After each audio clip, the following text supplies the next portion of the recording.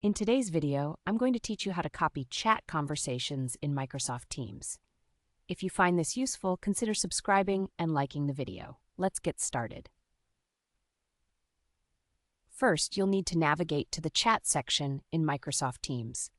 Open the application on your device and look at the left-hand sidebar. You should see a variety of options, but you'll want to click on the Chat icon. This is where all your individual and group conversations are stored. Once you're in the Chat section, take a moment to scroll through and locate the specific conversation that contains the messages you want to copy. Now that you've found the right chat, click on it to open the conversation. It's essential to ensure that you are focused on the correct chat, especially if you're dealing with multiple conversations. Once you have the chat open, it's time to move on to highlighting the text. To highlight the messages, click and hold your mouse button at the start of the desired message or section that you wish to copy. While holding down the button, drag your cursor across the text until the entire section you want is highlighted. Make sure you've highlighted all the content that you need.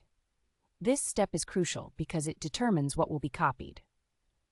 Once you have the text highlighted, it's time to copy the content. If you are using a Windows device, the shortcut is simple. Just press Ctrl+C on your keyboard. For Mac users, the process is slightly different. You'll press Command-C. This action copies the highlighted text to your clipboard, making it ready to paste wherever you need it. Next, you'll want to paste this content into your chosen document, email, or another chat window. To do this, navigate to the location where you want to save the information. Click in the area where you want the text to go. This can be a blank document, an email draft, or even the message box in another chat. Once you have the cursor in place, use the following shortcuts to paste your copied text.